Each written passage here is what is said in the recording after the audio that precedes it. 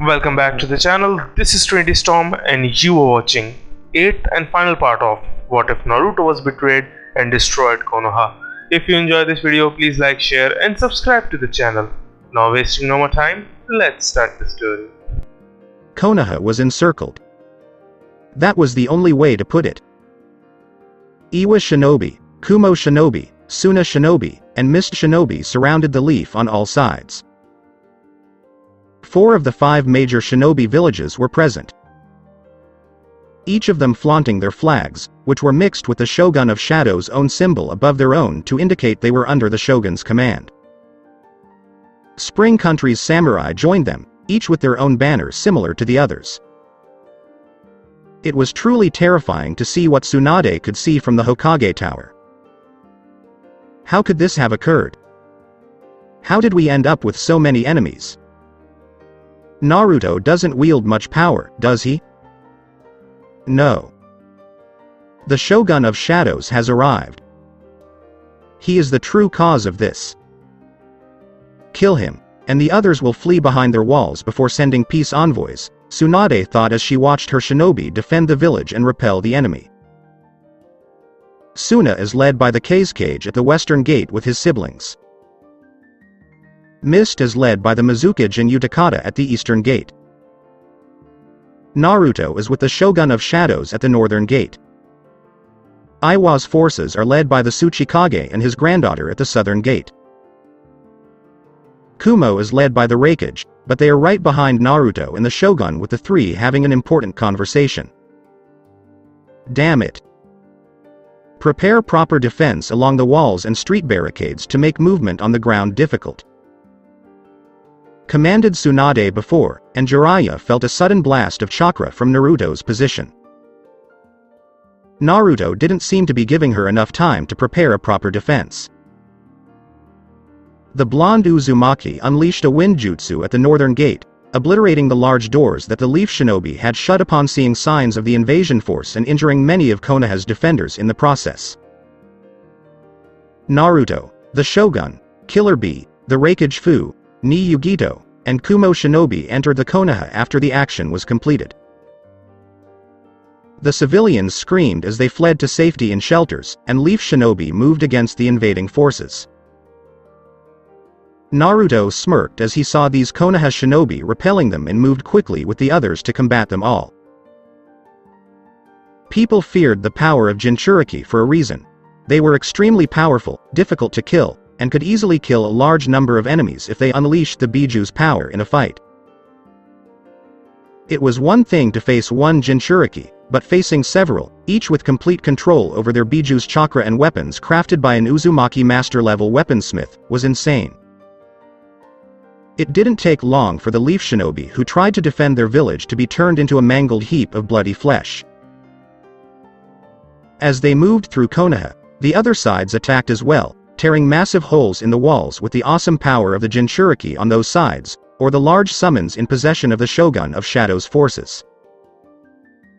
Konoha's shinobi did their best to repel the enemy, but there were too many enemy shinobi fighting them, and even Danzo's root shinobi bolstering its ranks couldn't keep the invaders at bay. Danzo didn't want to use them, but the old war hawk discovered that his underground base had been wired with booby traps, which went off and killed nearly a third of his forces. This happened yesterday, when Danzo was on his way to his secret office to plan how to take control of Konoha from Tsunade and barely escaped the explosive traps designed to kill everyone within the blast radius. Danzo had to reveal to Tsunade that Root was still very much active, and had not been disbanded as the Sandaime, officially decreed when he returned from retirement. Root had never officially retired from active duty. It was simply disguised as something else in order to avoid the decree, and it did an excellent job of preventing any evidence from emerging to contradict it. Whether the Sandaime admitted it or not, he required Danzo's Root to be active even if the circumstances demanded otherwise. So the two came to an agreement that everyone could live with for the time being. Danzo would keep his Root, though not call it that in public, but they would go on missions assigned by the Hokage to his old rival, making sure that everything they did was for Konoha. Not for Danzo's personal gain and interests, which the third was well aware the Warhawk had running through his head. In exchange, Danzo would take some of the orphans from the orphanage or even some prisoners that the Warhawk's own Yamanaka could manipulate into becoming a leaf shinobi every now and then, with the exception of Naruto, and incorporate them into Root. They were now being annihilated in a single day. Hundreds of Root shinobi that were forged to be the perfect drones and tools were destroyed. Years of thankless training, conditioning, and field experience were useless against the enemy they were sent to repel from Konoha. If it wasn't Gaara's sandstorm, it was the Mizukage using her bloodlines to melt her enemies to ash, or the Raikage frying his enemies with lightning. While this was going on, Naruto and the Shogun continued deeper into the Leaf Village until they reached the base of the Hokage Tower, where they came to a halt when the three students of the Sandaime Hokage appeared. Danzo, Kaharu, and Homura were following them with a mix of Root and Leaf Anbu shinobi. With their combined efforts, they were certain they could repel both Naruto and the Shogun of Shadows. They all expected Naruto to be weak, and they didn't have high hopes for the Shogun after he teamed up with the Kyuubi Jinchuriki. In their minds, the enemy in front of them was weak and winning only because of the sheer size of their allied forces. It had nothing to do with the fact that Naruto trained himself to near death every chance he got, or that some of his key allies were at least cage level. To be arrogant, senile, and stupid all at the same time. Tsunade was glaring at Naruto with all the hatred she could muster, her gaze never leaving him, while Jiraiya focused on the Shogun of Shadows and Orochimaru looked warily at both of them. While Jiraiya and Tsunade were confident in their abilities, the Snake Sannin had no illusions about winning this battle or convincing the Shogun, let alone the Kyuubi brat, to allow him to join the clearly winning side of this one-sided battle against Konoha. There were enemies all around them, and no one in Konoha had a chance of survival unless the Shogun wished them spared, and it was clear the man was not in a merciful mood right now. Orochimaru also knew that if he crossed Naruto in some way, he would incur the wrath of the Shogun and, no doubt, be viewed as a threat to the man's reign if left alone long enough to plot evil things in the future. So how was he going to get out of this? Bribing them both with the prospect of immortality? Perhaps the cruel temptation of bringing back from the grave a very special someone they both hold dear to their hearts? Unfortunately, he had no options, and he had almost nothing to offer to even be considered a minor loose end. It was a battle to the death. A true survival struggle. So here we are, old hag, you've brought just about everyone I wanted to see right now, Naruto smiled. You have a lot of nerve coming here, brat. Give me one good reason why I shouldn't just rip your guts out with a rusty scalpel and hang you in the village square? Demanded an enraged Tsunade, while Naruto laughed hollowly. Because you're afraid, and I think you, of all people, would want to hear what I have to say about this precious leaf village you love so much, and what they did to your grandmother's homeland in the Second Shinobi War, Naruto replied, seeing Tsunade's eyes widen and several people around her stiffen. Naruto, I swear if you're playing games with me, I'll... threatened Tsunade, while Naruto just scoffed at her. Tell her Jiraiya? Tell her how you helped orchestrate the fall of her grandmother's homeland by having Leaf Shinobi attack from within after they took key positions that acted as choke points to prevent escape for almost the entire clan. Tell her how you and the rest of Konoha destroyed Whirlpool just to have control over Kyuubi's power one day as a weapon against the other villages? Jiraiya? Tsunade asked, surprised by Jiraiya's silence, and Orochimaru's silence, as she expected the snake to say something by now. He won't admit it to you, Tsunade. Neither would they. Why would they? Both of your teammates had a hand in their deaths, and for selfish reasons as well. Jiraiya wanted to be the shoulder you cry on and eventually get into your pants. Orochimaru wanted your brother dead to get all the fresh Senju DNA he could get for his experiments in passing down such a rare bloodline to others. You lie. Yelled Tsunade, shaking Naruto's head. Didn't you ever think it was strange that Jiraiya and Orochimaru were there before you? That Jiraiya was there waiting for your return and Orochimaru was coming out where all the doctors were trying to save your little brother? Jiraiya was on the lookout in case you came back sooner than expected and stalled you while Orochimaru got all the genetic material he could out of Nawaki. So, how did Naruto find out? Tsunade exclaimed, Jiraiya would never do that. He knew Dan loved me. Naruto and the Shogun laughed. That's why Jiraiya did it. He couldn't stand the fact Dan had your heart. That in a matter of months, the man was going to have what Jiraiya had been trying to get for most of his life. You, said the Shogun this time before pulling out a book that made everyone freeze up. Where did you get that? Danzo demanded, as the Shogun laughed at him. Wouldn't you like to know, Danzo? The point is, this book has all the proof of what happened those times to make Tsunade into who she is now.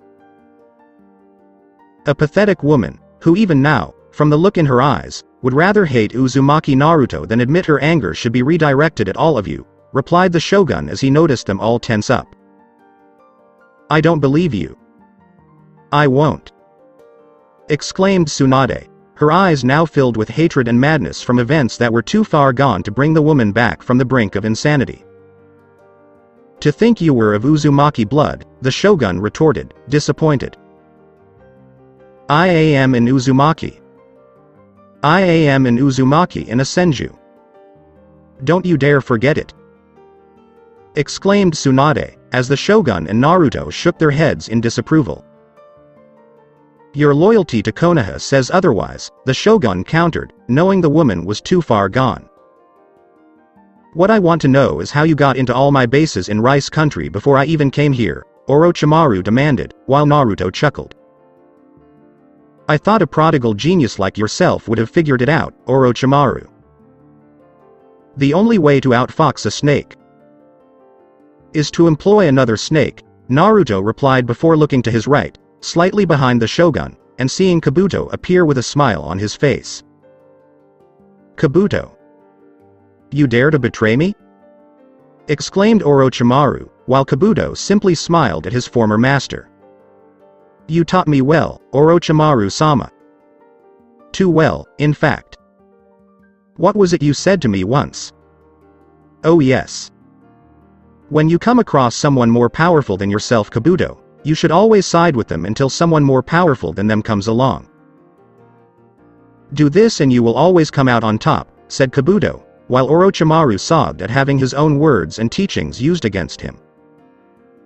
The problem with certain snakes, though, is that they tend to betray those around them, as I know Kabuto is planning to do soon enough with us, Naruto said, as everyone else looked at him in shock. I'm not sure what you mean, Naruto-sama. I would never betray you or Shogun-sama. Exclaimed Kabuto, while the Shogun simply turned his head to look at him. Is that why you have a kunai in your hand, intending to stab me? The Shogun asked, as Kabuto smiled at him. I don't have a kunai in my right hand, Shogun-sama, see? Replied Kabuto, despite the fact that the masked man and Naruto were clearly not amused. I never said the kunai was in your right hand, Kabuto. It's in your left hand, replied the Shogun before obliterating Kabuto's body with a single swing of his sword. The Jubi sword. That sword. That means the Shogun of Shadows is really Jiraiya said as the Naruto in front of him poofed to reveal himself to be a shadow clone of the Uzumaki, and the Shogun removed his mask and robes to reveal Uzumaki Naruto's involvement. Surprise!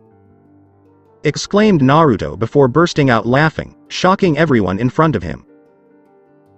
You were the Shogun of Shadows the whole time? Tsunade demanded, as the blonde just stared at her with that mocking blue eye. Yes. During the time you had Jiraiya divert time and resources to find out the identity of the Shogun. I was making my moves. You were so busy trying to stop the Shogun of Shadows that I was able to do what couldn't be done if Jiraiya's spies were focused on me the entire time. So while your agents were gathering information on a man living in the shadows on the left, I made moves on the right, and eventually my plans led me here." Tsunade nearly yelled, "You brat. I should have killed you the moment I laid eyes on that blonde hair of yours." Naruto laughed. "And yet you didn't. Thank you for that. In fact, I'm so grateful that I'm going to let you meet another member of my mother's clan. You might know him, Jiraiya. You met him many years ago."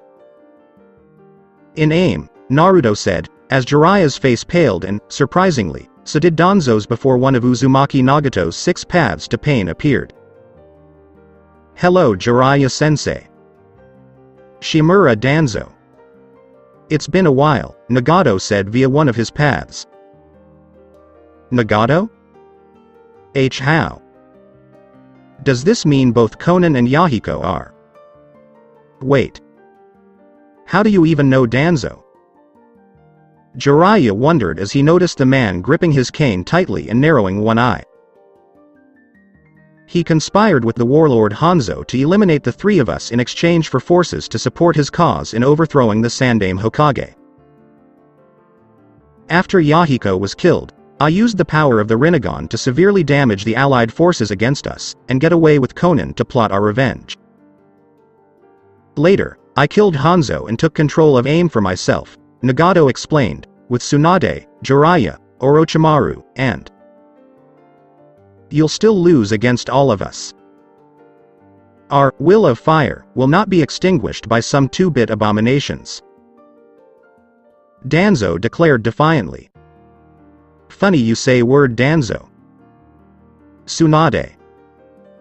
If you want to know one of the test subjects that Orochimaru used for your grandfather's bloodline, just look behind you," Naruto said, pointing to Danzo, as Tsunade narrowed her eyes at the older man. "He lies. He's trying to pit us against each other," Danzo yelled, while Naruto laughed quietly. "Show her your arm," Naruto countered, pointing to the one holding his cane. "See? Nothing," exclaimed Danzo, shaking his head. "Not that arm, Danzo. Your other arm. The one you keep hidden from everyone at all times," Naruto countered as Danzo's one eye narrowed. "I have no idea what you're talking about, demon brat. I lost my right arm years ago while fighting bravely for Konoha on a mission," exclaimed Danzo, as Naruto smirked at him. "Then you won't mind showing us all the supposed stomp?" challenged Naruto, seeing Danzo gritting his teeth. "Isn't it true? He does have my grandfather's blood spiced into him," Tsunade said to Orochimaru. "Yes. He came to me after the DNA sample was retrieved from your brother and wanted to possess the Senju bloodline, but that's not all Danzo has on him," Orochimaru replied with a smirk. "What else does he have?" Jiraiya asked, seeing Danzo and then Orochimaru glaring at him. "Multiple Sharingan eyes courtesy of the Uchiha clan. I grafted them onto his arm with the Senju bloodline, and I also did the surgery for the one hidden under the bandages covering his right eye," Orochimaru explained as Danzo turned his hateful gaze towards the snake Sanin. "See, Tsunade. All this time you were hating me. The ones you should have been hating were beside you the whole time. The Shinobi Council is in on it too. Their loyalty is to Danzo because he promised to steal Orochimaru's means of possessing bodies so they could live in younger ones and eventually cheat death out of their corrupt souls," Naruto said with a smirk and saw the shocked look on the Shinobi Council members. "How do you know about that?" Homura demanded, while Naruto smirked even wider at them all. "Do you think you're the first to request that of Orochimaru? Please. The Sandaime was the one to secretly order it shortly before his retirement from being Hokage, and Orochimaru couldn't duplicate the process on anyone else, and told the Sandaime of that simple cold hard fact. It's not surprising that Naruto was included. That doesn't mean anything, Naruto.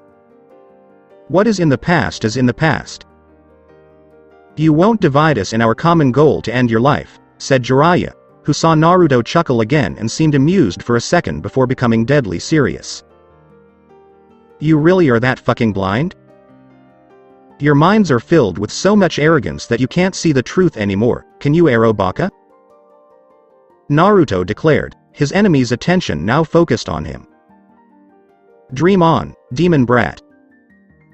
We have the power to suppress the Kyuubi's chakra, and without the fox, you are nothing. You always were a nothing, and you are just a waste of space your parents made by accident, Danzo declared before they were all blasted by killer intent so massive, so powerful, and so intense. Even Tsunade was brought out of her rage-filled madness to focus on Uzumaki Naruto's cold blue eye turning Kree. Fool! Exclaimed Naruto as he brought his hand down onto the ground, and within moments a massive amount of smoke erupted before a roar not heard by others in the world since Uzumaki Mito herself had yet to be born. Bahamut was the name. The boss calls. The dragons. This mighty being, who possessed the strength and power to compete with one of the Biju, now flew through the air. Bahamut's roaring and flying quickly drew the attention of Konoha's remaining forces, who were looking up in terror at the impressive summons. The dragon boss circled the Hokage tower several times before landing behind Naruto, his back to the village, wings spread, proving that the legends about him being intimidating were true. Bahamut snarled at the sight of Senju Tsunade as he looked at his summoner's now terrified enemies, having awaited this day after being told about it by one of his children. Senju Tsunade herself, Bahamut said, so I meet the traitorous wench face to face, and I half expected you to take her head off, Naruto-sama. Rightfully so, given that she was missing her prized slug summons. And deny you this opportunity? Said Naruto, with Bahamut grinning evilly at the terrified group in front of him. Truly, you are an Uzumaki with honor. Exclaimed Bahamut, his laugh echoing throughout the village. I apologize for interrupting your summons conversation, Naruto, Nagato began, but did not finish his sentence. I know, Nagato. I know. The time for talking to these idiots is officially over. The time for vengeance for the Uzumaki clan is now. Declared Naruto as his opponents took a fighting stance and drew their weapons. It was time for a brawl.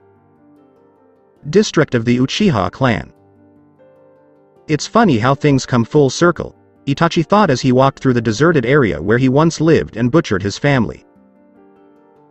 He had been here on the night his clan died almost a decade before. So many people died. Itachi didn't want to do it, but the Sandaime, Danzo, and the Shinobi Council insisted on doing what needed to be done. When the decision was made right in front of the Uchiha kneeling before them, they said, for the good of Konoha. Tobi had quickly entered the picture, posing as Madara and offering his support in doing what Itachi himself was so hesitant to do. To assist in the deed of killing so many Uchiha as if it were a regular job where one goes to work, does what he's assigned, and then comes home with a smile on his face knowing the job was done perfectly without fear of screwing up. It deeply disturbed Itachi that someone so cruel could be so powerful and claim to be the Uchiha Madara. Itachi, Sasuke said coldly, with hatred in his voice, glaring at his brother as he emerged from the shadows. Hello, Sasuke, Itachi said simply. What? No, foolish little brother, as you usually refer to me? Does that finally mean you've recognized my strength? Questioned Sasuke, a smug tone in his voice. On the contrary, Sasuke, I say your name not out of respect for what you've become, but out of shame for turning you into this thing that stands before me right now, Itachi replied, with Sasuke scowling at him. How can you say that? I'm stronger than anyone else in Konoha. I've been trained by all the best Junin in the village, all one day become Hokage, and rule over the leaf with an iron fist. I'm a Uchiha elite just like our father always wanted you to be in my place," exclaimed Sasuke, with a hint of pride in his voice at the end. "If you're as strong as you claim, then why haven't you killed me like you've always wanted?" Itachi smirked, knowing Naruto knew how to push Sasuke's buttons and, in turn, wanted the Uchiha to do it to his little brother. "Shut up. I'm the best in Konoha, and I'll prove it by ripping your head off with the hatred you instilled in me," exclaimed Sasuke as he charged at Itachi, his intention to attack head-on clear long before that, and it didn't impress Itachi in the least. "How foolish you've become. To think I had a hand in allowing this all to happen by letting you live. If I had known you'd turn out this way, I would have just killed you that night, Sasuke," Itachi replied, easily avoiding Sasuke's attacks and catching a fist aimed at his face. Before breaking the limb and bending it at an odd angle, a piece of bone was visible. Sasuke screamed in agony before being silenced by a knee to the gut, a kick to the leg, breaking it, and a hit to the face via Itachi's elbow, the latter of which silenced him. Sasuke struggled to get away from Itachi, his Sharingan eyes active and gleefully glaring at his seemingly uncaring older brother. Naruto cursed the younger Uchiha for crippling him to the point where his strength was no longer what it should have been after their last encounter in the Valley of the End. Sasuke had never told anyone about how the loser had returned and defeated him again at the same location. When called in by Tsunade, who had been told by Jiraiya what had happened in Spring Country about the meeting with Naruto, the Uchiha reluctantly admitted that Naruto, not the retrieval team she sent, had defeated him there. It had enraged the Hokage to the point where she was about to punch him out the window if he didn't want to risk losing his ability to be a shinobi as a result of the hit. Sasuke had to admit to himself that he couldn't take the blows that Naruto could. Now he was beaten, bloodied, and easily defeated by Itachi, despite the fact that the older Uchiha had yet to use his Sharingan eyes. It was offensive. Why didn't Itachi look around? Itachi could have used them to show that he was on par with the man, but he didn't. This meant to Sasuke that Itachi didn't see him as an equal, and that he was less than equal to his older brother. And Sasuke despised it. How can you be so strong? What is your secret? How can you have such power while I have none no matter how hard I try? Why is my hatred not strong enough to defeat you right now? Demanded Sasuke as he slowly rose to his feet, only to be knocked down again by Itachi. Your hatred for me is greatly misplaced, Sasuke. A mistake on my part considering the plan I set in motion that night to ensure my future death. I made you hate my very being because I originally wanted you to kill me in order to atone for my slaying of our family and one day revive it free of the darkness. However, my plan backfired, as you became the very dark thing our clan had become, and I was ashamed of being a part of after Uzumaki Kushina first began. You were a student of an Uzumaki? The loser's bitch of a mother? Demanded Sasuke before being violently kicked in the head and grabbed by his shirt collar. That woman set me on the path of knowledge and understanding, and it was through her guidance that I was able to unlock my potential so early in my shinobi career. All of my early years of success as a shinobi I owe to her, and had our stupid father not forbid her from training me, I would have gotten even stronger, Itachi explained, seeing Sasuke's rage. Father was right to forbid her from teaching you. Look what you became after hearing all the nonsense she filled your head with. You abandoned the Uchiha clan's own way of thinking for some red-haired slut from a nearly extinct clan and used it to wipe out your clan. Challenged Sasuke before Itachi punched him and he coughed up blood. You're an idiot, Sasuke. The Uchiha clan's way of thinking involved taking everything from everyone and leaving nothing in the end. That we become bottomless pits that take and take and take until there is nothing to take while being angry that we can't take in the process. That we hate everyone and love no one, Itachi shot back before backhanding Sasuke into a nearby building. That's the Uchiha way of doing things. We should be allowed to take whatever we want. Power is what we crave, and we should have all of it. Why should everyone else have what isn't theirs to have in the first place? Sasuke asked, shaking his head. And you wonder why I killed so many of our clan. That way of thinking is what drove Father and the others to plot a coup against Konoha. The Uchiha massacre was never a massacre, as you were led to believe. It was a rebellion. A failed rebellion, Itachi replied, and Sasuke was furious. You lie, retorted Sasuke, struggling to form a Chidori with his single good arm. Not about this. The Hokage gave the order, and Shimura Danzo assisted by using his forces to ensure I did it without anyone being alerted to it before it was too late, Itachi replied, leaving Tobi out of the conversation because the man was dead and irrelevant to the conversation. So it was a mission from Konoha? Asked a confused yet still angry Sasuke. Yes. They felt that if the village's enemies heard the Uchiha were rebelling, it would only encourage them to attack and crush Konoha in its weakened state.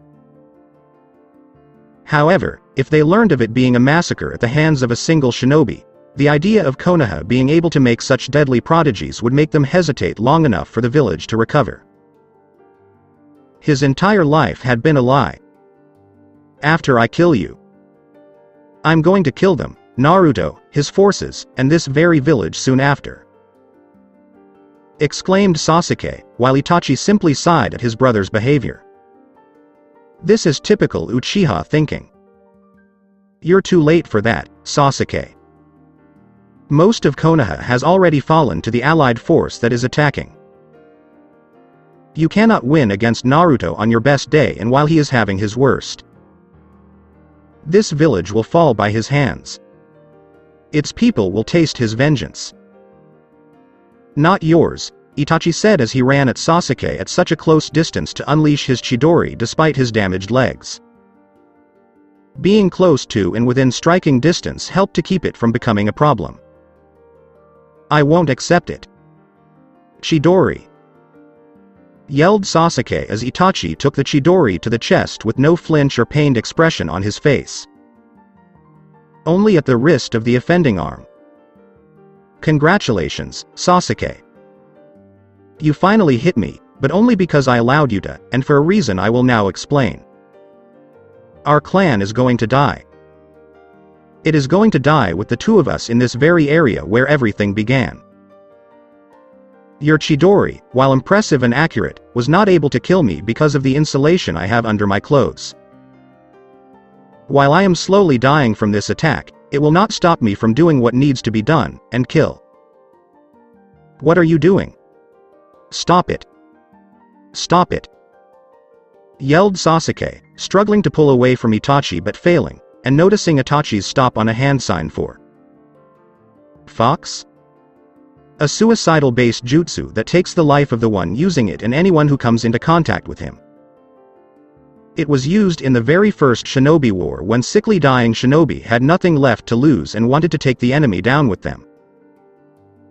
They would secretly perform this jutsu when the enemy moved to take them back to the village as a prisoner to interrogate for information and blow up everyone who touched the dying shinobi. No. Stop it. Please stop. Yelled Sasuke, his cries and pleas ignored by a scowling Itachi. Foolish little brother, even now you beg for your life like before all those years ago after running away like a coward. That is all a Uchiha ever does in life. Stealing and running like a little thief in the night. Taking what doesn't belong to you and running away when the odds are not in your favor like a pathetic coward. Stated Itachi firmly and saw the fear in Sasuke's eyes. No. No, I'm sorry. I'm SOOORRRY. Yelled Sasuke, while Itachi stood there unflinchingly and without remorse.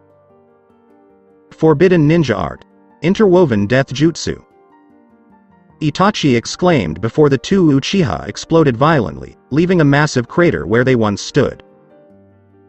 The Uchiha clan had died out. Returning with Naruto, Bahamut, and Nagato. The two Uzumaki and the Dragon Boss summons stood over the defeated Konoha forces. Jiraiya had dropped to his knees. He was missing his right arm, his left arm was broken in multiple places, his clothes were ripped all over, and the Sannin was bleeding profusely. Next to him was the corpse of Orochimaru, who had crossed Bahamut in an attempt to possess the Dragon Boss summon's body and become something truly powerful, ironic given his supposed genius. To be sure, it was a desperate act given that his options for possessing bodies were limited and he didn't want to die anytime soon. Sannin had transformed into his true form, and attempted to bite Bahamut's neck in order to implant the curse seal, but the Dragon Boss's scales were harder than diamonds, and Orochimaru's teeth broke almost comically. Sannin, now defanged, attempted to use Kusanagi in a last-ditch attempt to kill the legendary beast in order to defame the Uzumaki clan. However, the Kusanagi does not even scratch the Dragon Boss, let alone poison him with the contents of the blade, and soon learned what it was like to burn under the intense heat of a dragon's fire. All of the Anbu had joined forces with Danzo to fight Uzumaki Nagato's 6 paths, only to be annihilated, and Danzo's edge with his stolen bloodlines destroyed by the Rinnegan's powers. Danzo had attempted to use his Sharingan hidden behind his bandaged face on Naruto in the hope of turning the Uzumaki against his own kin, but the blonde Jinchuriki was unaffected, and the grin told the Warhawk as much. During their fight, Nagato would taunt Danzo, saying that the Warhawk couldn't do anything on his own and had to rely on everyone else. That he was a helpless, pitiful little man who had to rely on others because the Warhawk couldn't do anything right himself. Even the 2 stolen bloodlines of the Uchiha and Senju clans demonstrated Danzo's reliance on powers other than his own. Danzo had responded to his words by stating that he was a natural-born leader who should rule over others.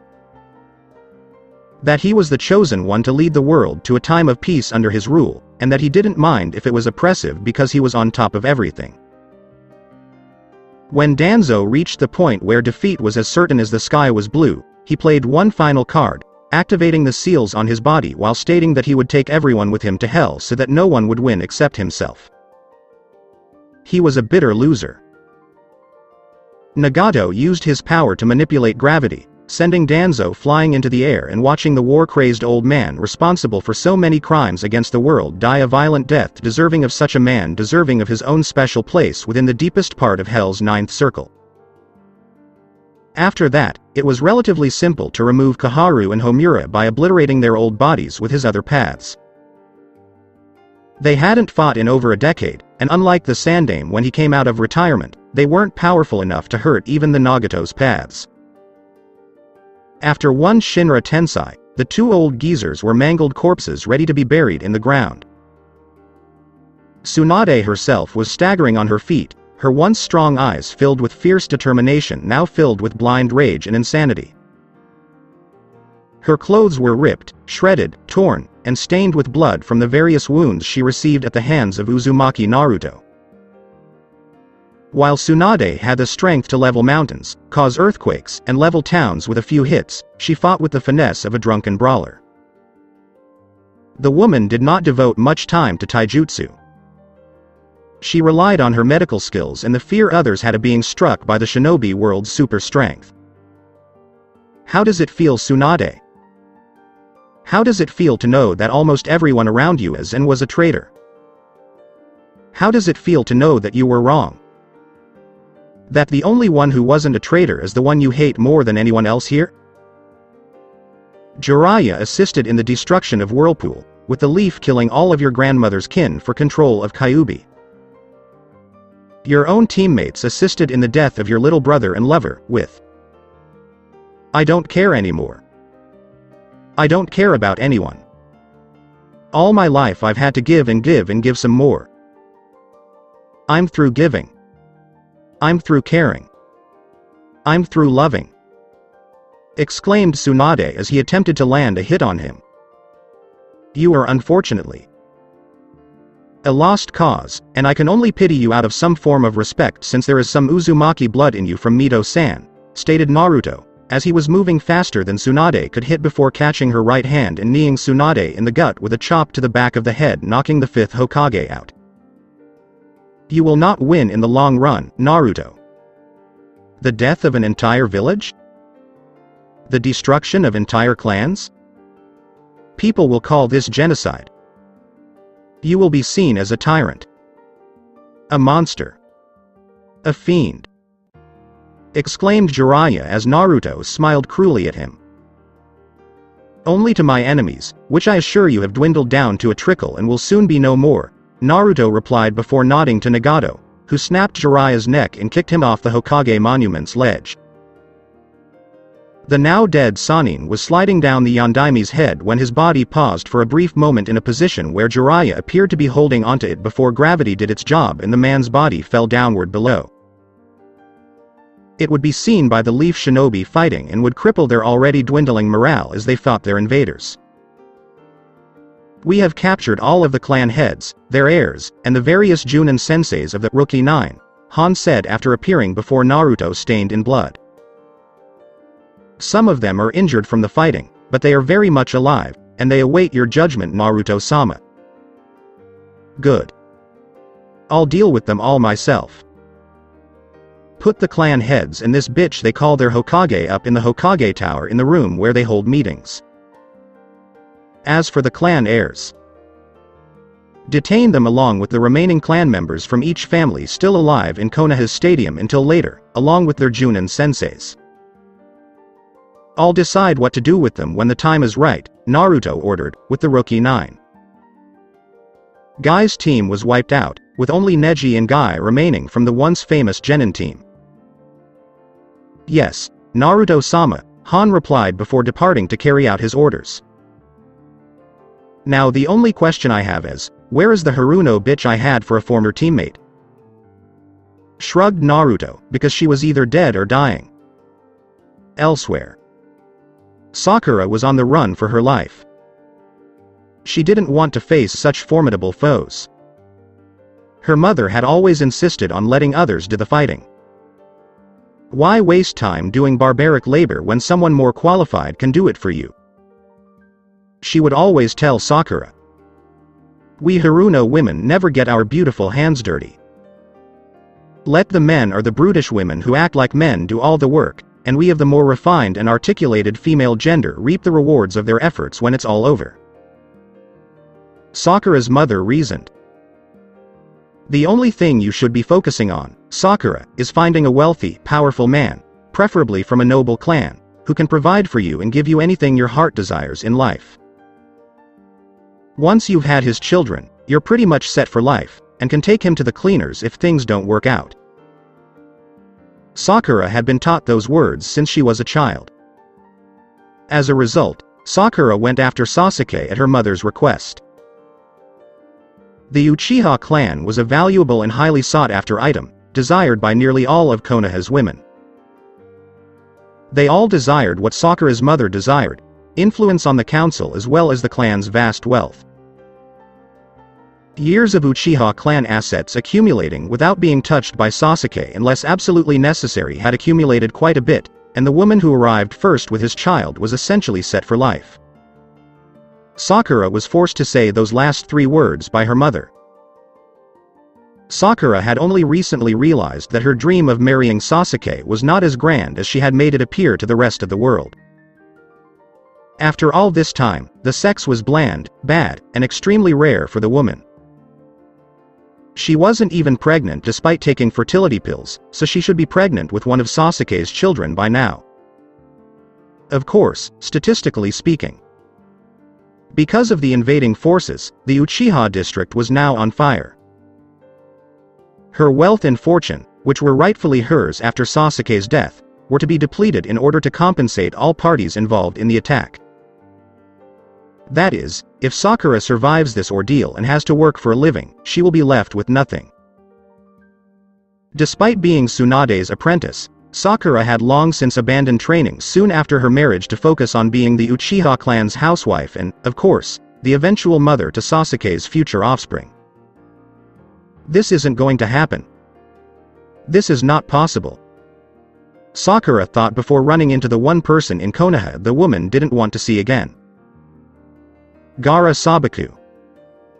Hello Haruno-san, we meet again, Gaara said, his dagger piercing her skull. I'm Uchiha-sama to you, monster. I'm Sasuke wife, Kun's, and I demand you submit to me for your blatant disrespect. Sakura retorted as Gaara's eyes narrowed. I'd rather bow to a Suna viper snake than you for all the pain you've caused my dearest friend, and as for your own relationship with Uchiha Sasuke. You're officially a widow now, Gaara replied, having sensed Sasuke's demise long before finding the woman. You lie. Sasuke-kun is the greatest. He'll be Hokage someday and even rule over all of Fire Country with enough people's support. Countered Sakura before she heard Gaara's cold, cruel laugh come from his mouth, which scared her. You truly are a naive fool. The Uchiha is weak.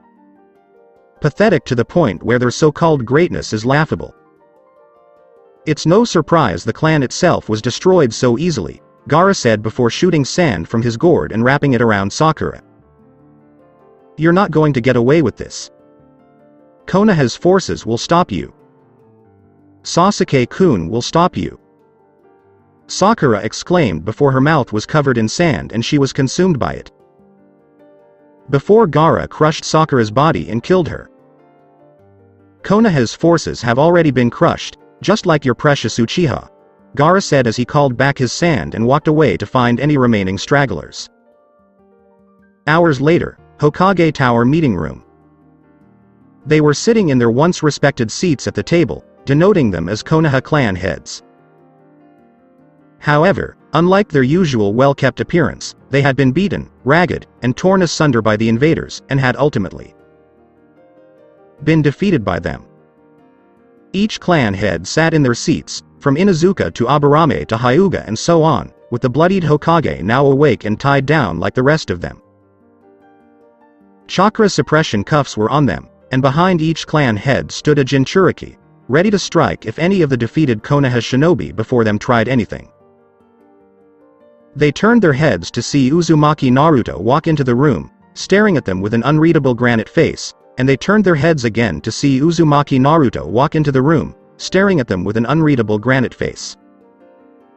Tsunade was glaring at him with all her rage, and some of the clan heads were doing the same in the hope that it would be enough to kill him.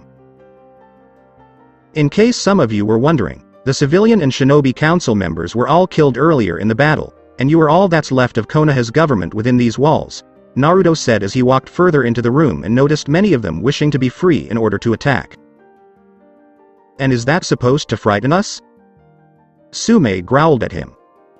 No, just telling you the facts. As for why you're all here, I thought we'd use this moment in time to discuss the past, present, and, of course, the future of your clans, Naruto replied, drawing everyone's attention to him. What are you on about? Inoichi asked, as Naruto shrugged. Are you deaf? I said we were going to discuss the past, present, and future of your clans, so where do we start regarding the past with your clans, or rather, more specifically? All of you? Naruto explained to them. How do you know that? Hiyashi asked, pointing to his head. The funny thing about my parents is that they never truly died. At least, not fully until a few years ago. You see, they each left a small piece of their souls in me to be a last line of defense against Kyuubi. After meeting them, they were told of the past, and how all of you, along with everyone in Konoha, screwed me over for your own selfish gain. I don't think I need to tell you how upset they were at hearing that since all the it would defeat the purpose of the situation. You lie. Exclaimed Tsunade as she tried to break free, but a firm, yet female hand from the shadows held her down, and the Hokage tensed because she was all too familiar with that grip. That's enough, Tsunade, Shizune said firmly, Tsunade looking back at her with surprise on her face. Shizune? Why? Why have you betrayed me? Tsunade asked, Her former teacher Shizune looking at her with eyes that told the Hokage she no longer cared about her former teacher's well-being. Because you betrayed yourself. At one point, you were a great medic nin, and someone Dan loved with all his heart, but we both know he, along with Nawaki, would never have agreed with you hating Naruto for any reason. You are the betrayer here, Tsunade. You betrayed Dan, Nawaki, your grandparents, Naruto, his parents, and myself with your actions. Well said, Shizune. Now where were we? Oh yes, we were talking about the clan heads here, and how they betrayed my parents despite everything those two shinobi did for each of you in the past, Naruto stated, looking at the clan heads. We owe you and your damn parents nothing, you demon brat. Inoichi declared defiantly before Roshi smacked him across the back of the head. Oh really? Let me remind you of your past debts, that you owed my parents and that upon their deaths I inherited for you to pay me. You, Inoichi, owe my father your life, or at the very least your legs when he used his flying thunder god technique to save your ass from an explosive tag thrown on the ground in front of you by an Iwa nin. If it weren't for my father, your life would be that of a handicapped man. He's correct. That save was due to his father. I went to marry my girlfriend after that, Inoichi thought, fighting back tears as Naruto put a hand on his shoulder and squeezed it hard. Don't worry, Inoichi-san. You're in good company. Your friend here Nara Shikaku is just as guilty. The only difference is he owed my mother a debt, Naruto explained, moving over to Shikaku and placing a firm hand on his shoulder. I'm not sure what you're talking about, Shikaku said, while Naruto laughed. Oh really? Do you know why your wife even considered going on a single date with you? Remember that double date my parents went on with you and your future wife Nara Yoshino? Who do you think convinced that woman to go on a date with you in the first place? Naruto asked, Shikaku stiffening and widening his eyes. Troublesome. I could tell my wife wasn't interested in the double date the moment she saw me at the restaurant. Your parents skipped out on the check so one of us could pay for it, and I paid knowing it was the gentlemanly thing to do. She was actually impressed and wondered how I could easily calculate the tip within seconds of seeing the check. She wanted to marry you right then and there, her loins practically frothing with desire. Naruto laughed, and Shikaku bowed his head in defeat. Damn you. He's got me in checkmate, Shikaku thought, knowing Naruto had him beat. You have nothing on me. I owe your parents nothing. Exclaimed Choza as Naruto raised an eyebrow at him and placed a hand on the Akamichi's bleeding shoulder, causing the large man to cry out in pain. Really? So my father acquiring the land needed to build your restaurant and promoting it even before he was Hokage to draw in customers is not a debt? Naruto asked, noticing the man's disapproval. No, Choza replied, with Naruto smirking. That's where you're wrong. In fact, my mother helped your business by suggesting that some dietary meals be added to the menus, and that helped triple your income. With your sudden income, you were able to put more restaurants in place, and more fame for your clan's recipes being famous for its food, Naruto said before moving over to the Aburame of the group. I've only followed logic, and I believe that what we've done as a group was more than logical, Aburame Shibi responded before Naruto placed his hand on his shoulder. How logical was it for both my father and mother to find you insects during their own time on missions to bring back to you? When they were knee-deep in war, they thought of you and your clan when on missions. They found quite a few insects to add to your home and collection for study and breeding into the Aburame clan. It was because of them that your hive is as strong as it is today. Naruto was confident he had him beat. Whatever the logic. You have nothing on me, brat, Hiyashi exclaimed angrily as Naruto laughed at him. Oh really? Are you sure? Naruto asked, looking at Hiyashi. Certainly. Hiyashi replied. So the fact that my parents helped you marry the woman of your dreams despite the Hyuga clan elders objecting to the union isn't a whopper of debt. Remember how my parents fought tooth and nail for you to marry your future wife? Remember how you came to them, on your knees, begging for their help to marry the only woman you could ever love with all your soul? How you went on and on about how the woman was your soulmate. I remember. I remember everything, Hiyashi admitted defeatedly before bowing his head and sobbing. It was unclear whether this was due to guilt or the death of his wife. Don't bother trying to break me down, demon brat. I'm not like them. I have my Inuzuka pride. Exclaimed Sume as Naruto's smile turned feral and she realized he was onto something. Funny you should say that, Inuzuka Sume. I seem to recall from my mother's own memories of you swearing a certain blood oath to her. Do you recall that event leading up to it? Said Naruto, with Sume snarling and looking away. I have nothing to say to you. Sume exclaimed angrily before Naruto unexpectedly grabbed her face and forced the woman to stare him down. Listen here, you backstabbing bitch. I know my mother's memories of you both backwards and forwards. I know how the Inuzuka don't hand out blood oaths like candy and how you are the worst offender of all the clan heads in this room. Now you will tell everyone here what warranted my mother being given a blood oath of protection from your clan. Or I'll tell them myself, countered Naruto while his one. Fine.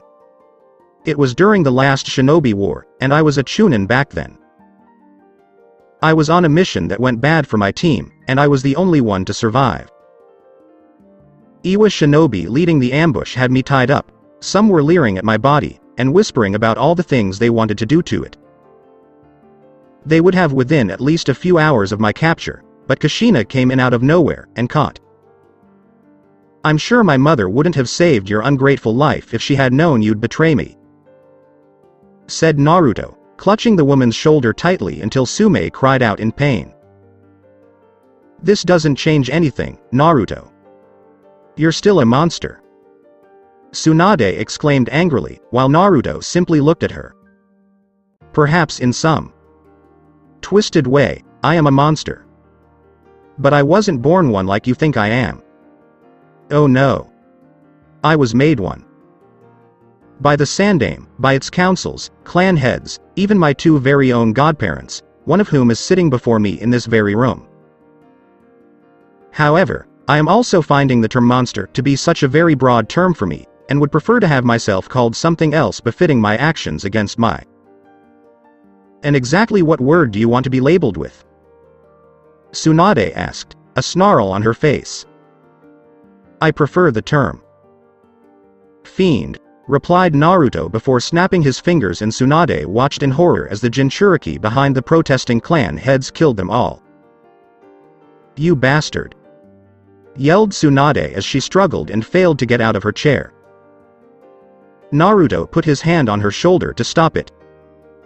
Leave us, Naruto said, as the other Jinchuriki and Shizune exited the room, leaving just those two. I hate you so much! Exclaimed Tsunade, tears streaming down her still bloodied face. I know you do, Tsunade, but to be honest, the vengeance I sought isn't as satisfying as I thought it would be when I carried out my intentions, Naruto replied, Tsunade still staring at him.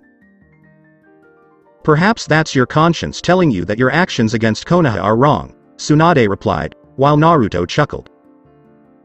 Possibly. Maybe.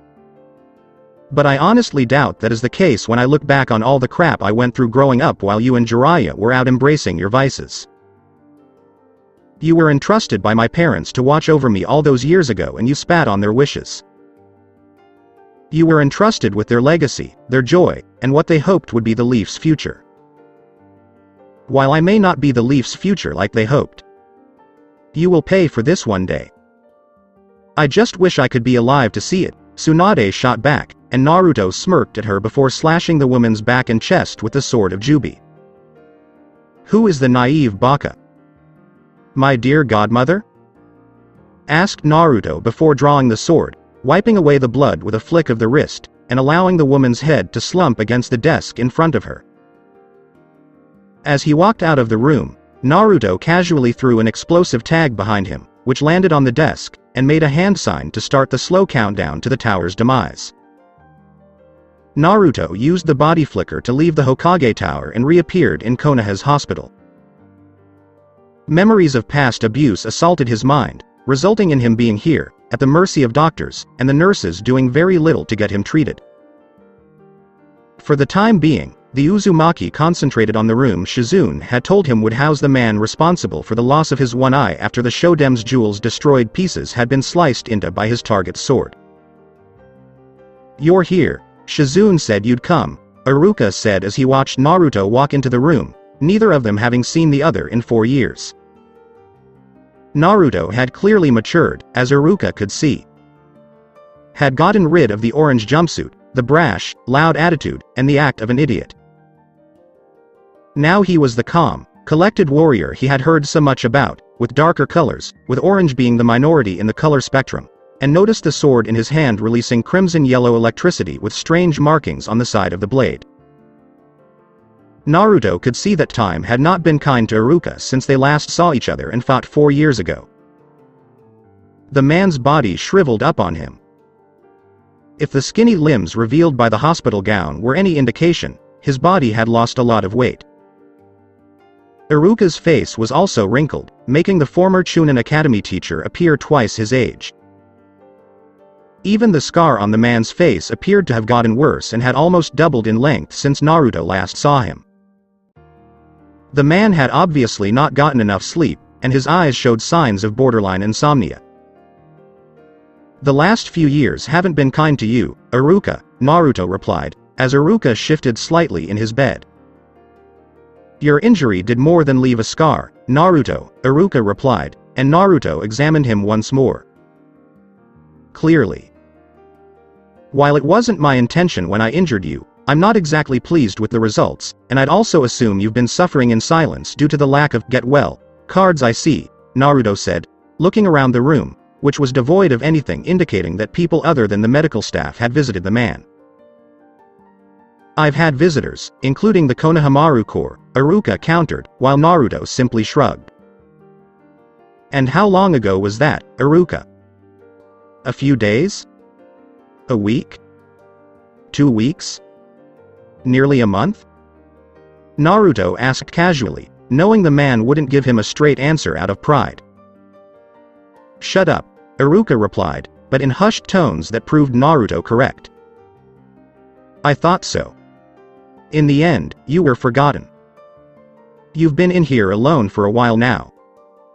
How does it feel?" asked Naruto, as Iruka shifted in her bed. "I don't regret what I did. I did what was right," Iruka replied as she noticed Naruto's sword being raised slightly. "Considering I'm the one you wronged 4 years ago with your betrayal." "I strongly disagree," Naruto said before slicing Iruka's throat with his sword and watching the man struggle now that he was choked on his own blood. Naruto exited the room without even saying goodbye, failing to notice Iruka's pleading expression as the dying man reached out to him in vain. Hawaiian Stadium.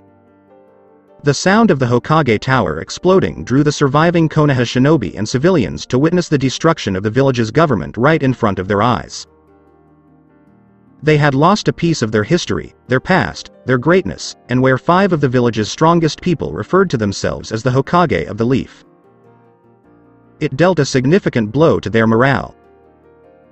The samurai from Spring Country surrounded them, and they were supported by their shinobi allies from Iwa, Kumo, Mist, and Suna to ensure no acts of heroism occurred. To add to this, Nagato's 6 paths were present, with the Rinnegan watching them from every angle, looking for signs of defiance. The dragon boss Summons Bahamut was perched on one of the walls, glowering down at the people, his eyes disdainfully looking at each of them. "I was wondering what was keeping you, Naruto," Nagato said through his human path, as Naruto smirked at the appearance of the blonde. "Sorry. I was talking to someone I hadn't seen in 4 years," Naruto apologized before turning his attention to the people in front of him who were now staring at him. "You. I'll kill you," exclaimed Konohamaru as he charged Naruto while the allied forces went to stop the young shinobi, but the blonde Uzumaki signaled them to stop and wait until the younger man was close enough, before moving the Sarutobi and kneeing him in the stomach. "All that training as a shinobi, and you've still learned nothing," exclaimed Naruto, shaking his head in disappointment. "Leave Konohamaru-kun alone," exclaimed Moegi, who was on her way to assist Konohamaru, only to be stopped when Naruto unsheathed the sword of Jubi and unleashed its power onto the ground in front of them, sending debris their way. Naruto shifted his gaze from the two to the downed boy at his feet, who was staring up at him. Whatever lies the boy had been told, he had believed without question, and the seeds of hatred planted in Konohamaru's mind had grown well over the past 4 years. "Just curious, what exactly caused you three to suddenly hate me?" Naruto asked before kicking Konohamaru in the face and sending the boy back towards his team. "You killed Grandma. Uncle Asuma told me you did the night of your birth," exclaimed Konohamaru, with Naruto frowning in thought before looking at Asuma, then at Konohamaru, before laughing and shocking everyone with his response to the young man's words. "I killed your grandmother? Is that what this fool told you? Oh Konohamaru, you are so naive to believe such a thing, and even more so about your grandfather." "Ha! I didn't kill your grandmother the night of my birth. Not even Kyuubi can claim responsibility for that," Naruto said, seeing Konohamaru's surprise. "You're lying. Asuma said she was watching over your mother the night you were born," Konohamaru countered, while Naruto laughed quietly. "So? That means nothing. Nothing. Do you want to know what happened the night of my birth that caused Kyuubi to come out and attack Konoha? Do you want to know who was truly responsible for your grandmother's death? Let me show you," said Naruto before going through hand gestures and making everyone in the stadium nervous. "What are you doing?" Konohamaru asked, terrified. "I told you already, Konohamaru. I'm showing you and everyone else in this stadium the undisputed truth of what happened that night, and for the record, when it's all over." "I told you so. Uzumaki clan style, mental transference jutsu," replied Naruto before transferring the memories of that night from his parents' point of view and how things happened. Everyone was taken aback when they saw it. "I don't believe. I won't believe it," cried Asuma, refusing to believe the man in front of him was innocent and that everyone in Konoha had been wrong to vent their rage on him. "It's true. You didn't kill Grandma," Konohamaru said as tears streamed down his cheeks and he saw Naruto nod, his face shaking at the realization of the truth. "Now you see the truth. You were all wrong to hate me. To abuse me. To betray me. I did just about everything humanly possible to prove I wasn't a monster. Even when the truth was upon those like the clan heads, the councils, the Sannin, and even the Hokage herself. They still denounced me. Now I look at you with this new revelation. Some of you still hate me, others do not, and to be honest, I made a guy, who had already suffered so much at the hands of Naruto, bowed his head in shame, knowing the Uzumaki was correct. The Konohamaru Corps was formed. They all bowed their heads in shame, tears streaming down their faces, their conviction that Naruto was their mortal enemy shattered, and they all seemed unsure what to do next. Shikamaru sighed, knowing Naruto was correct and that he couldn't argue with him no matter what strategy he devised. Ino, who had her memory of her tantrum at home when she questioned them about what would happen if she was the Kyuubi Jinchuriki erased, was now on the verge of collapsing, realizing that all her years of hating Naruto had been a complete waste of time. Choji was feeling the same way, as he wanted to vomit and was on the verge of crying because he knew he had betrayed his own principles. Kiba snarled at Naruto like an enraged dog. He had always despised Naruto, not because of the Kyuubi, but because Hinata loved the Uzumaki but not him. Kiba had tried time and again to impress Hinata, but she had no intention of being anything more than friends, which irritated the Inuzuka the most. Kiba's own sister Hana simply bowed in submission to the Uzumaki, as did the rest of the Inuzuka clan, because they were all aware of Sume's blood oath to Kushina and how it had been passed down from mother to son. Sume had declared that the blood oath did not apply to a demon vessel because Naruto was a Jinchuriki and a monster in her eyes. Not only that, but because her own son had never heard of the blood oath, he had no way of enforcing it, and no one in the Inuzuka clan was going to tell the Uzumaki. I apologize, boss. I'm so sorry, cried Konohamaru, as he began crying along with his teammates, who were all staring up at Naruto's cold eyes. I'm not your boss anymore. Konohamaru, you're nothing in my eyes. You betrayed me on a profound level. You listened to their words and believed them wholeheartedly. As far as I'm concerned, you're not my little brother, whom I hope to teach one day, and I'm certainly not your so-called rival. You are not my brother, student, or friend. You're nothing. There is nothing. You can beg and plead all you want for forgiveness. I'm not going to give it to you. Uzumaki Naruto's days of forgiving people for betrayals are over. That period has long passed. You want my forgiveness. But you must earn it. Earning implies that you must work and bleed for it. No moaning. No sobbing. When I give you 3 orders, don't complain. My forgiveness must be earned through arduous, cruel, and backbreaking labor. Period. Naruto responded with his tone telling the Konohamaru Corps. They would have to work hard to earn their former boss's forgiveness for their stupidity. We'll get it done. Whatever you desire. We swear it, boss. Exclaimed Konohamaru, his 2 teammates furiously nodding in agreement. That's good to know. That's very useful to know. And from now on, you call me Shogun-sama or don't speak to me at all, Naruto replied in hushed tones before walking past the trio and towards the Rookie 9's Junin senseis. I'm not going to put up with this.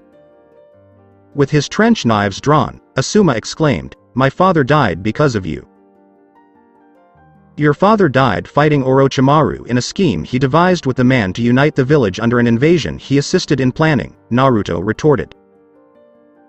Because you weren't there. Asuma retorted angrily, while Naruto scoffed. My presence wouldn't have changed anything. Orochimaru would have killed the old man regardless, or the old man would have been so severely injured that retirement was his only option. Even then, his retirement would be spent in the hospital, rotting away like a rotting corpse, Naruto said, as Asuma's eyes widened in surprise. There was still a chance he could have lived. Asuma exclaimed, shaking his head. Had I known the truth sooner, I would have found a way to kill him for the hell he helped create against my family. Don't think I'm ignorant or that you don't understand what I'm saying, Asuma. He told you what happened when it came to his decision to betray the Uzumaki clan. Wasn't he pleased with himself? You were also proud of him. Your big brave father annihilating a country and clan for the sake of the leaf, despite the village losing a powerful ally. What difference did it make if the leaf had the Kyuubi Jinchuriki? What difference did it make that the Uzumaki clan's bloodline was now part of Konoha's? What did it matter if Konoha betrayed the clan with Kyuubi safely tucked away within my mother just before Uzumaki Mido died? Said Naruto, as Asuma prepared to shoot fire from his eyes. The only thing that matters is absolute power. Konoha had the opportunity to be uncontested with Kyuubi sealed into a Jinchuriki, and we weren't about to give up what was rightfully ours. When Uchiha Madara fought for the right to be Hokage, he summoned Kyuubi for the first time. We were simply restoring things to their original state. Countered Asuma, as Naruto narrowed his eyes at him. And some people wonder why Konoha has fallen so far in the 4 years since I left, Naruto remarked, as Asuma scowled. I'm going to do what my father couldn't do before the Chunin exams and kill you by ripping out your heart, exclaimed Asuma before charging Naruto with the Uzumaki, looking bored. Pathetic, said Naruto before disappearing in that split second before reappearing behind Asuma and severing the Leaf Junin with the sword of Jubi. Asuma. Kurenai cried out before forming a genjutsu that would disable Naruto long enough for her to kill him. Before she was stopped by chakra chains sent by Naruto, who amazed everyone by his ability to do so. Kurenai cried out in pain as the chains tightened and wrapped around her body until she was completely consumed by them. Naruto then manipulated the chains to squeeze and compress the form of the Konoha kunoichi even more tightly, resulting in the muffled screams of Kurenai crying out in pain before a loud squelching sound. Naruto sprayed the blood, guts, flesh, bone, and brains of Yuhi Kurenai all over the surviving remains of Konoha's horrified populace, retracing his chains in an almost wild fashion. And now there is one, Naruto said, looking at Kakashi, who was stunned and enraged at seeing his comrades die so violently. You are not deserving of being Sensei's son, exclaimed Kakashi as he charged at Naruto with his Rakiri. And you aren't worthy of being his student, Kakashi-sensei, Naruto countered as he waited for Kakashi to approach. Die! Yelled Kakashi as he thrust his right arm forward, but Naruto stepped in front of him at the last second and slashed his arm off at the elbow. Kakashi cried out in agony, collapsing to the ground while clutching the stump of an arm and turning his head to face the Uzumaki. However, Naruto was not finished, as he was upon Kakashi within moments, his hand grabbing the Junin's masked face, a thumb on the exposed Sharingan eye the man so openly cherished, and without hesitation on the part of the Uzumaki. He crushed the eye that had been Uchiha Obito's gift.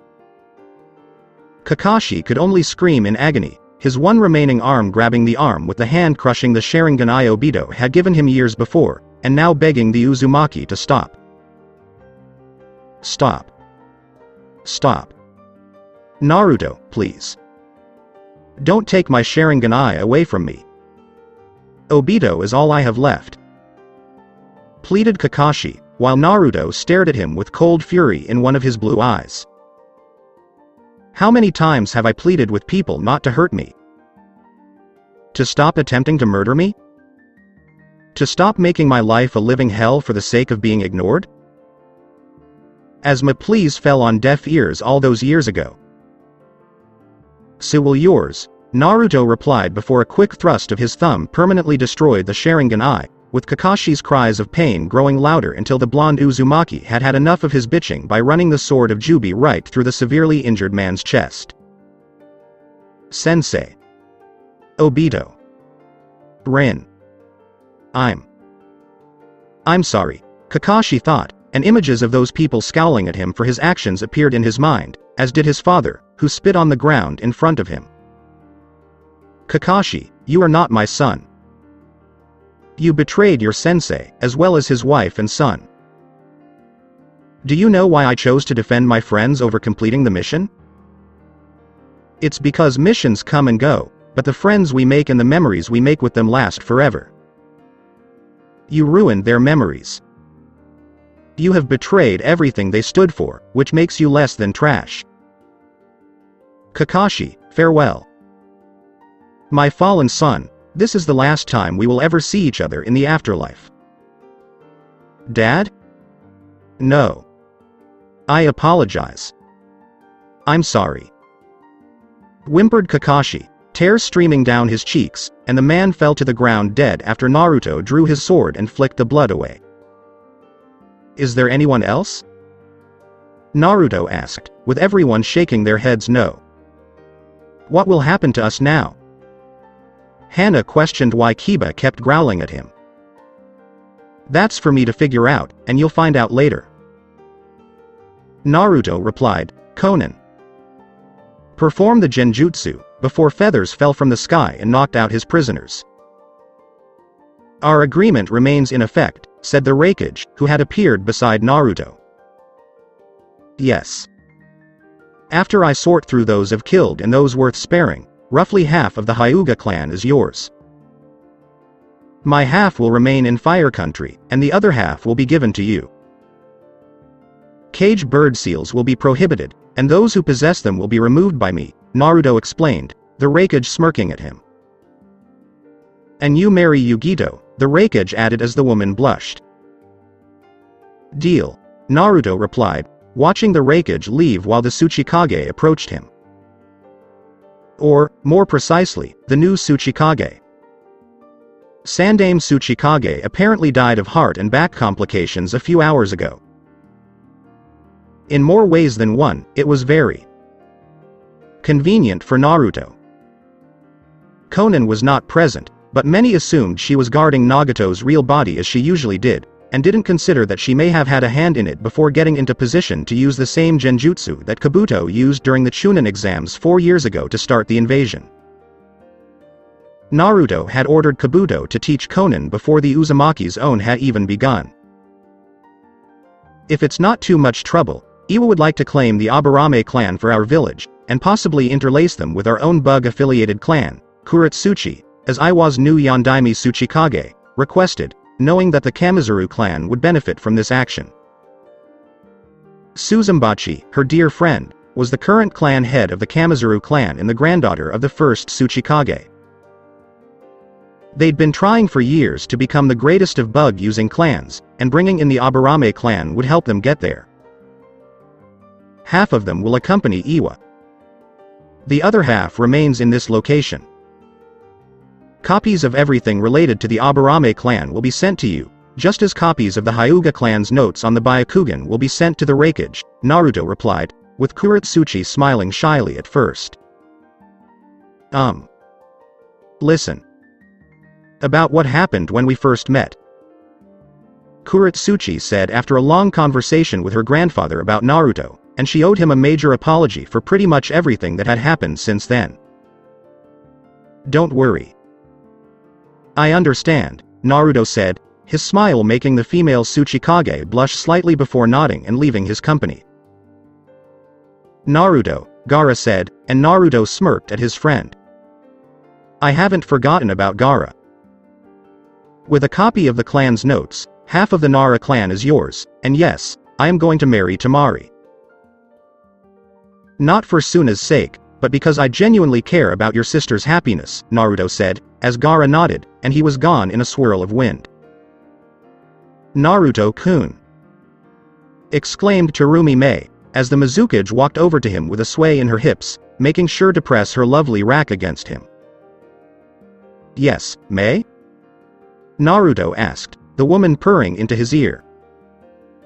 Aside from what you promised me earlier, Naruto-kun, I'd really appreciate it if Mist Village could have those Yamanaka clan members. Could you be the most lovable Shogun ever and give me what Mist requires? Mei said sultryly into his ear. I wouldn't dare to deny you the spoils of war, Mei-chan. It would be cruel to deny a beautiful woman like yourself such basic needs, Naruto said as Mei hummed and wrapped her arms around his waist even more tightly. Speak of my requirements. Naruto-kun, perhaps you could assist in. Mei said, leaving the insinuation hanging in the air as Naruto smirked at her. Did you have a specific location in mind? I'd say the Hokage Tower, but that place is currently. Well, it's no longer, Naruto replied, seeing the woman's smile grow. Oh, I was thinking of somewhere a little more regal. For example, how about the former fire daimyo's castle and the master bedroom? Naruto smirked at Mei as she spoke. You do realize that several other women in this family will want the same thing, right? Naruto asked, as Mei's smile widened. I'm a woman who is open to new experiences. Naruto-kun. Besides, we both know that having another woman in the bedroom helps to spice things up. Not to mention we get to put that Uzumaki stamina of yours to the test every time, Mei replied, and Naruto laughed. I'm not sure who is more spoiled. You? Aside from you, who will be my future wives? Or me? Inquired Naruto, to which Mei responded with a chuckle of her own. I think we all balance each other out, Mei said as the two walked away from the stadium's surviving clan members, Konoha shinobi, and civilians. Epilogue. 7 years later. Ao whimpered as he walked to the room of Uzumaki Terumi Mei's eldest child, a headstrong redhead girl named Kushina after her grandmother on her father's side of the family. What was he whimpering about? Because the 7-year-old was attending classes and aspiring to be a shinobi and strong warrior like her parents. The issue was that Kushina demanded he give her a piggyback ride there or else she would tell her mother, which would almost certainly result in Mei killing him. The father was no better in spoiling Kushina and all his other children silly while training them to be strong like their parents. Ow! Exclaimed Kushina, as Ao winced slightly. Yes, Kushina-sama? Ao asked as he entered the room and saw the red-haired girl staring at him. Bring me to school. Kushina commanded, or I'll tell mommy you're being mean. Ao nodded and kneeled as the girl leapt onto his back with a surprisingly strong arm around his neck. Too close, Kushina-sama. We need to wait for your brothers and sisters as well, Ao said softly. Horses do not speak. Take me to school now. Now! Exclaimed Kushina before slamming her heel into his ribs. While Ao did as he was told, Mei, Naruto, and the other wives watched from above as their children were escorted to school by the Shogun's forces. Mei gushed over her daughter's ability to command Ao as if she had done so for years. Hinata's twins, known as Genshin, were nearly identical to their parents in many ways. Genshin inherited his father's fearless approach to becoming stronger, and Ryu inherited his mother's agile grace, with both children inheriting their parents' drive to do something when the chips were down. Ryu's eyes were a surprising green, while Genshin's were an intense lavender mixed blue, with the Byakugan available to both boys if they summoned it. Mito, Koyuki's daughter, was similar to her, though she clearly had a prankish side and was very calculated when carrying out plans. Mare, Yugito's son, was the silent calculative type who could plan things out several steps ahead of time and was showing great promise in the shinobi arts. Aren't they cute? Kushina really knows how to take command, Mei exclaimed as the other sweated profusely. What did you expect when her mother threatens to kill the help if they don't obey her every whim? Fu mumbled, a few snickers escaping his lips. Oh, like you're any better, Mrs. I like to stab things, she says. Mei retaliated because Fu was known to stab a large number of her enemies in quick succession. Ladies. Be nice, Naruto said commandingly, and the two women glared at each other before relenting. And here I thought the woman's job was to keep the man under control, Anko replied, laughing. Have you been reading Nara Yoshino's manifesto lately?